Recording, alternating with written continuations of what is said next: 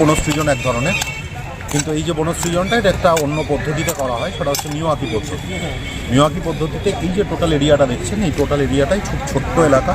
এখানে আমরা 312 রকম গাছ লাগাবো, মানে 312টা গাছ লাগাবো, এবং টোটাল আমাদের স্পিসিস আছে গাছের, এর মধ্যে 23টা।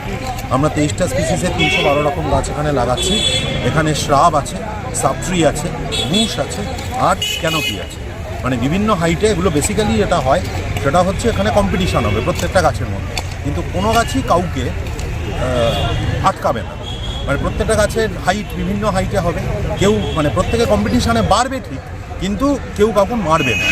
ফলে এই ধরনের যে ফরেস্ট্রি, এই ফরেস্ট্রিতে আমাদের এখানে একটা আরবান ফরেস্ট্রি একটা আমরা ছোটো জায়গার মধ্যে করার চেষ্টা করছি। এটাই আমাদের মূল উদ্দেশ্য। এ ব্যাপারে আমাদের মাননীয় জেলাশাসক তিনি অত্যন্ত আগ্রহ প্রকাশ করেছিলেন, এবং আজকে দেখেওছেন যে প্রথম গাছটা উনি লাগিয়েছেন, এবং আমাদের যারা অতিরিক্ত জেলাশাসক মহাশয় আছেন বা আমাদের মহকুমা শাসক সদর তারাও এসেছিলেন, এবং সেই জায়গাটা তারা প্রত্যেকেই তো আমাদের উৎসাহ দিয়েছেন, তারা গাছ লাগিয়েছেন। এটা আমরা একটা আরবান ফরেস্ট্রি বহরমপুরের বুকে আমরা এটা শুরু করি। এর রক্ষণাবেক্ষণ করলে কিছু হয় না, মূলত যেটা হয় এটা সাধারণভাবে একদম প্রাকৃতিকভাবে সব কিছু তৈরি হবে। শুধু আমাদের প্রথম 3-4 মাস ওর জল দিতে হবে। জলের বাইরে এখানে আমরা কোনো রকম কিছু ছাঁটবো না, যা পাতা পড়বে সেটা এখানেই পচবে, সেটাই সারের কাজ করবে। এইভাবেই আমরা এটা তৈরি করছি। আমার নাম সঞ্চয়ন পান, আমি এখানে ডিস্ট্রিক্ট নোডাল অফিসার MGNRDGS, আর তার সঙ্গে NDC। Thank you.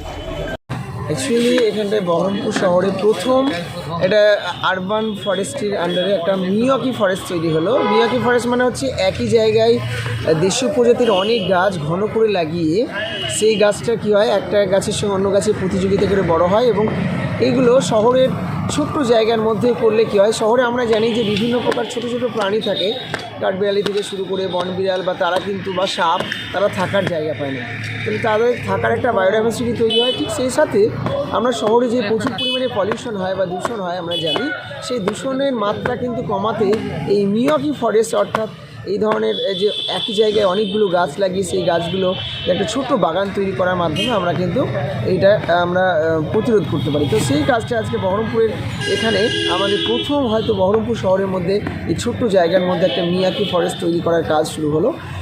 একজন পরিবেশকর্মী হিসেবে বলবো যে এই ধরনের ছোট্ট ছোট্ট বন যদি শহরের মধ্যে আমরা আরও বেশি পরিমাণে তৈরি করতে পারি, তাহলে আমাদের শহরের যে দূষণের মাত্রাও কমবে, ঠিক সেই সাথে আমাদের ছোটো ছোটো যে সমস্ত প্রাণীগুলো শহরে জায়গার অভাবে বাঁচতে পারে না, তারাও একটা আস্তানা পাবে। আচ্ছা, কাদের সহযোগিতা এখানে গাছ লাগানো হলো? অ্যাকচুয়ালি জেলা প্রশাসনের উদ্যোগে হচ্ছে।